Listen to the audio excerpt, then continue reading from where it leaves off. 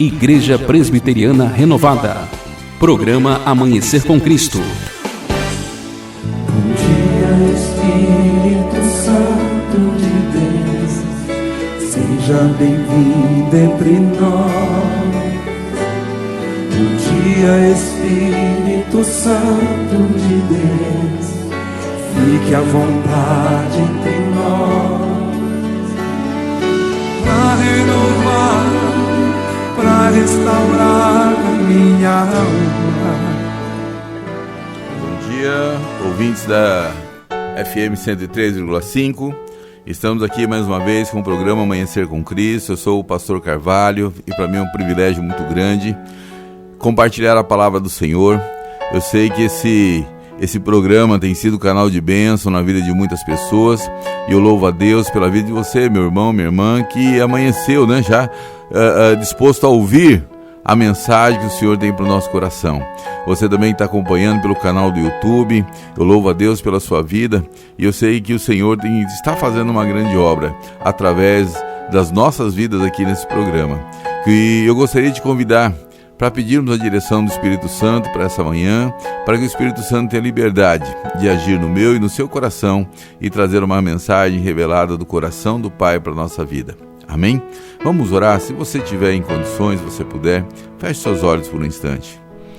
Papai querido, Deus amado, mais um dia nós começamos na Tua presença. Te louvamos por esse privilégio de falar do Teu amor, da Tua graça, da Tua misericórdia. Falar, Senhor, que o Senhor tem um plano para nossas vidas, que o Senhor é quem nos capacita, o Senhor é quem nos sustenta, o refrigério verdadeiro vem do Senhor, a paz que excede todo entendimento vem do Senhor, e nós queremos te agradecer por esse dia, Pai. Seja conosco, venha dirigir os nossos pensamentos, venha dirigir as nossas palavras, que tudo esteja, Pai, debaixo da Tua mão poderosa, que o Senhor esteja no comando, que o Senhor esteja no controle. Essa é a nossa oração, meu Deus, em nome de Jesus. Seja conosco, Pai amado, seja conosco, Espírito Santo de Deus. Amém? Meu irmão, minha irmã, mais uma vez estamos aqui falando, né, no livro de Atos, começando no livro de Atos, falamos aqui a respeito do capítulo 4, falando a respeito dos apóstolos que começaram a ser perseguidos, a igreja começou a ser perseguida, mas mesmo assim, eles não se acovardavam, eles pregavam, eles falavam do amor, da misericórdia de Deus, né? Pregavam o evangelho, e aqui está a essência do evangelho, que é o arrependimento, é mudança de vida, é mudança de pensamento, é mudança de atitude, e quanto mais os apóstolos pregavam, mais eles eram perseguidos. A igreja era perseguida, mas aí havia algo interessante, um fenômeno. Quanto mais a igreja era perseguida, mais a igreja crescia, mais os irmãos se multiplicavam. E aqui eu gostaria de ler com vocês hoje, quase no final do capítulo 4, versículo 32, como é que viviam os primeiros cristãos. Na minha Bíblia, é uma Bíblia Almeida, e ela tem um subtítulo em cima, não faz parte do texto canônico, mas ela tem um subtítulo que fala a comunidade cristã. Começa a contar aqui como viviam os primeiros cristãos. E como nós estamos num projeto aqui de falar a palavra de Deus, né? Poucos textos nós temos pulado, né? Mas sempre comentamos a respeito deles. Eu gostaria de convidar vocês, se você tiver condições, de ler comigo Atos 4, a partir do versículo 32. Diz assim: da multidão dos que creram era um o coração e a alma. Ninguém considerava exclusivamente sua nenhuma das coisas que possuía, tudo, porém, lhe era em comum. Com grande poder, os apóstolos davam testemunho da ressurreição do Senhor Jesus, e em todos eles havia abundante graça, pois nenhum necessitado havia entre eles, porquanto os que possuíam terras, casas, vendendo-as, traziam os valores correspondentes e depositavam aos pés dos apóstolos. Então se distribuía qualquer um à medida que alguém tinha necessidade. José, a quem os apóstolos deram o sobrenome de Barnabé, que quer dizer filho de exortação, levita, natural de Chipre, como tivesse um campo, vendendo, trouxe o preço e o depositou aos pés dos apóstolos. Amém? Esse aqui é um texto muito lindo, irmão, fala de como viviam os primeiros cristãos. É bom salientar aqui que no início, né, eles começaram a se juntar, a igreja começou a ser perseguida e eles começaram a viver em comunidade e nesse o pensamento que eles tinham, né? É bom salientar que naquela época só havia os livros escritos, havia a lei, os profetas, né, o Antigo Testamento, mas o Novo Testamento ainda não havia sido escrito, até mesmo porque o entendimento dos primeiros cristãos é que eles esperavam a volta de Jesus nos primeiros anos ainda, né? Ali, conforme Jesus falou com alguns dos seus discípulos, e eles acabaram entendendo que antes que eles morressem, Jesus iria voltar. Como começou a tardar um pouco, eles abriram os olhos, viram que a interpretação que eles estavam tendo era equivocada, e aí eles começaram a escrever os escritos que nós temos hoje, né? O Evangelho de Mateus, Marcos, Lucas, João, as cartas de Paulo, né? As cartas de Pedro, Tiago, o livro do Apocalipse, né? Que foi escrito pelo apóstolo João, e eles começaram a escrever, e aí sim a igreja foi edificada através da palavra, mas de início eles estavam naquela ansiedade, aguardando a volta imediata de Jesus, e com isso eles acabavam vendendo as coisas que eles tinham, depositando aos pés dos apóstolos e transformando, eles acabaram se transformando numa grande comunidade. E nós vemos aqui que interessante que essa comunidade era uma comunidade que tinha o que nós chamamos de unidade. Diz aqui no versículo 32 que da multidão dos que creram era um o coração e a alma, ou seja, eles tinham o mesmo objetivo, que era ir para o céu e levar outros.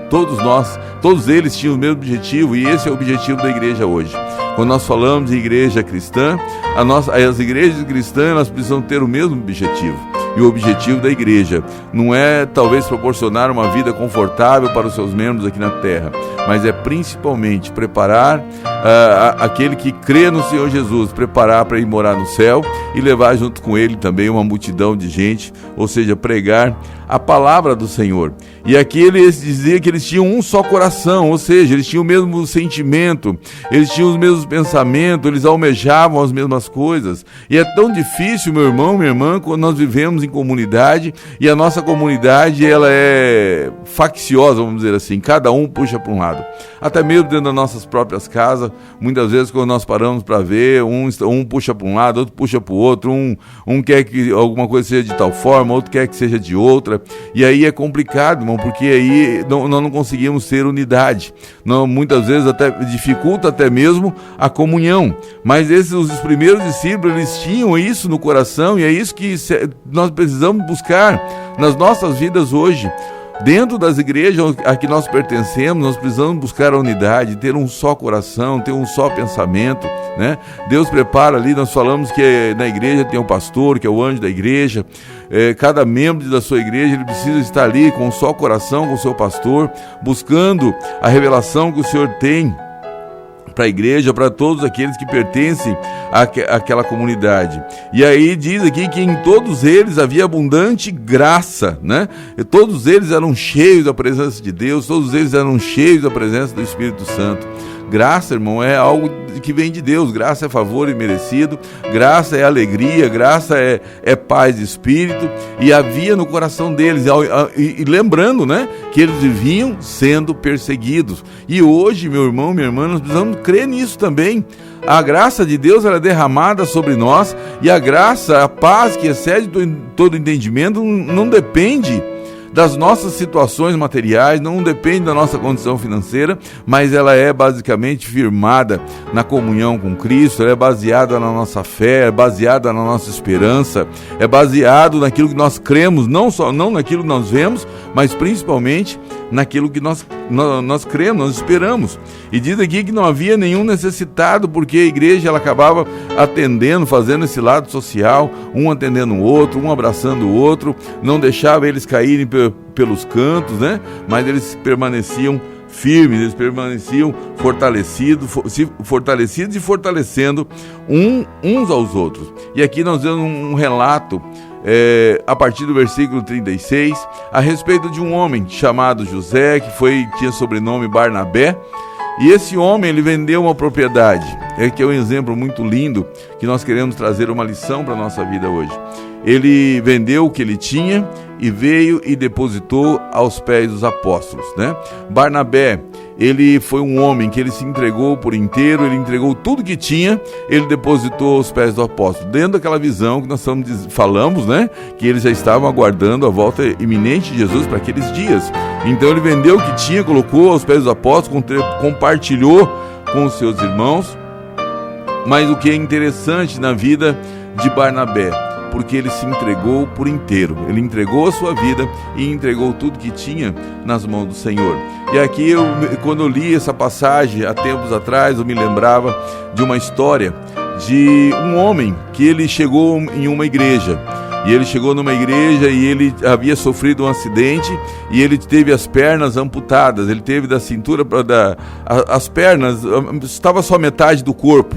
E a outra metade havia sido amputada. E ele chega numa igreja e ele pergunta para o pastor assim, ele diz: pastor, será que Deus aceita metade de um homem?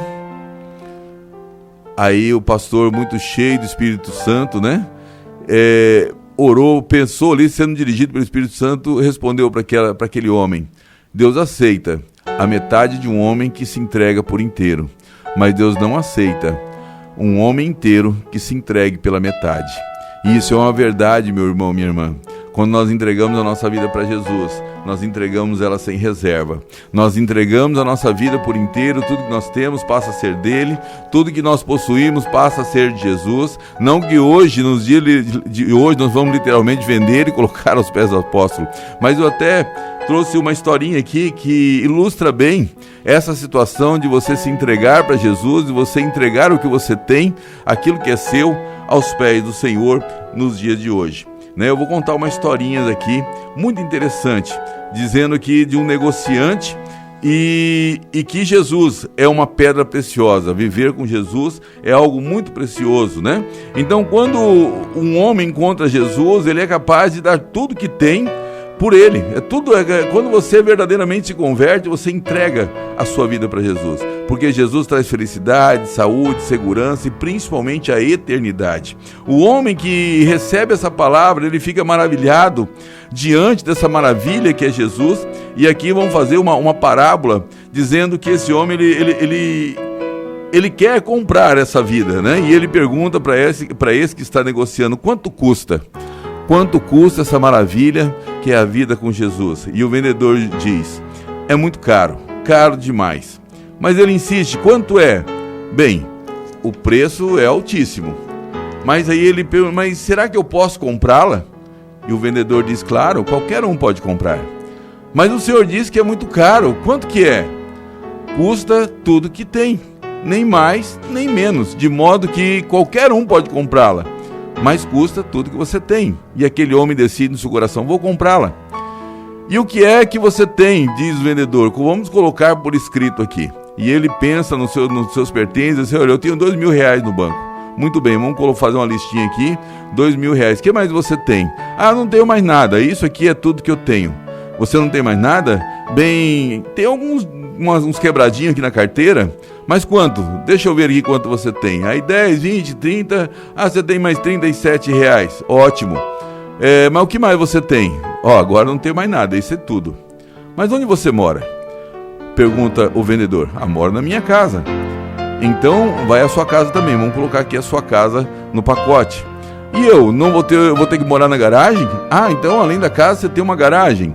Então se você tem uma garagem, quer dizer que você tem um carro. Ah, então tá, vamos colocar aqui a garagem, o carro, na relação aqui também, né? Mas como? E agora, o que mais? O que eu vou precisar dar mais? Bem, eu já dei a casa, a garagem, o carro, o dinheiro, tudo. O que mais? Eu não tenho mais nada. E o vendedor pergunta: você é sozinho no mundo? E ele disse: não, tenho mulher e tenho filhos. Tá, isso mesmo, mulher e os 2 filhos também, vamos relacionar aqui. Sim, senhor, mas tudo que tem, que mais? Não tenho mais nada, fiquei só agora. Você também, tudo, né? Você vai entrar aqui nas propriedades também. Tudo se torna de Jesus: mulher, filhos, casa, garagem, carros, dinheiro, roupa, tudo, inclusive você, né? Jesus te dá o direito de usar todas essas coisas, mas não se esqueça, elas pertencem a Jesus, assim como você. Meu irmão, minha irmã, essa é uma parábolazinha que estou ilustrando, isso que eu estou dizendo, quero a verdade no coração dos apóstolos. Quando eles se renderam a Jesus, eles entregaram tudo por completo. Hoje, nós entregamos a nossa vida para Jesus e tudo que nós temos passa a pertencer a Ele. Como eu disse antes, não é que você vai vender e colocar aos pés da igreja, não é isso que eu estou dizendo. Eu estou dizendo que o Senhor passa a ser dono da tua vida, da tua casa e tudo que você tem, e você passa a ser mordomo, porque tudo provém dele. É Ele quem nos dá e Ele quem vai nos ajudar a administrar. Ele nos deixa, nós somos mordomos de Deus aqui na terra. E quando nós verdadeiramente entendemos isso, meu irmão, minha irmã, pode ter certeza, as promessas do Senhor se cumprem na nossa vida. Eu sei que muitas pessoas, quando conseguem comprar um carro, né, eles querem... coloca lá atrás, não estou criticando, irmão, só fazendo uma alegoria. As pessoas escrevem no carro: foi Deus que me deu, presente de Deus, a serviço do Rei Jesus. Mas será que verdadeiramente nós deixamos Deus usar os nossos bens, os nossos pertences, né? Será que nós deixamos Deus usar a nossa casa? A nossa casa, talvez Deus queira fazer ali um ponto de pregação. Será que nós estamos usando a nossa casa como canal de bênção? Será que nós estamos usando esses bens que o Senhor nos dá, o nosso carro, como canal de bênção? Porque tem muitas pessoas que colocam lá a serviço do Rei Jesus, mas não dá uma carona de jeito nenhum. Muitas vezes sai da igreja, vê o irmão indo a pé para casa sozinho, o irmão mora longe, até tempo de chuva, mas ele não leva porque lá na rua da casa do irmão, a rua, casa de terra, estrada de chão, ele vai ter que colocar o carro no barro. Ele, não posso sujar meu carro, eu não posso estragar o presente que Deus me deu. Então, irmão, é coisa que eu estou dizendo aqui para refletir, porque os primeiros apóstolos tinham tudo em comum, viviam em comunidade, e hoje nós precisamos desenvolver esse sentimento de coração, uma só alma, um só coração, chorar com os que choram, sorrir com aqueles que sorriem. Nós precisamos viver como em unidade e união, e para isso nós precisamos entender que tudo que nós temos foi Deus quem nos deu, até mesmo desde o nosso fôlego de vida, tudo pertence a Ele. É Ele quem nos dá força, é Ele quem nos capacita, é Ele quem nos fortalece, é Ele quem nos dá bom ânimo a cada dia. Se você ainda não entregou sua vida para Jesus, como a palavra está dizendo aqui, eu te convido nessa manhã a entregar a sua vida para Jesus. Eu te convido a se render aos pés do Senhor, como esse homem aqui, José de Barnabé, que vendeu tudo e colocou aos pés dos apóstolos. Ele falou: eu vim com tudo, está aqui, eu e minha casa serviremos ao Senhor, literalmente, como diz aquele texto. Josué que diz, né? Vocês fazem o que vocês bem entender, mas eu e minha casa serviremos ao Senhor. Se você ainda não tomou essa decisão, eu te convido a tomar essa decisão, tomar essa postura e falar: olha, Senhor, eis-me aqui por completo, eis-me aqui por inteiro, faça de mim a tua vontade. Amém? Eu quero orar por você.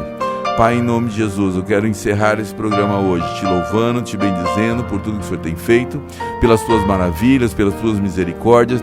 Que o teu Espírito Santo, Pai, possa abrir o coração, a mente, o entendimento dessas pessoas que ouviram o programa hoje.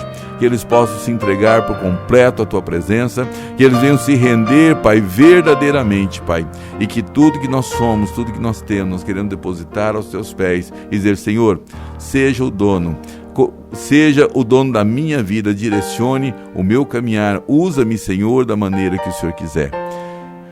Pai, eu te agradeço, Pai, por esse privilégio. Abençoa, Pai, todos que estão ouvindo esse programa hoje, em nome de Jesus, Pai, dá a eles um dia abençoado, Pai, uma semana vitoriosa.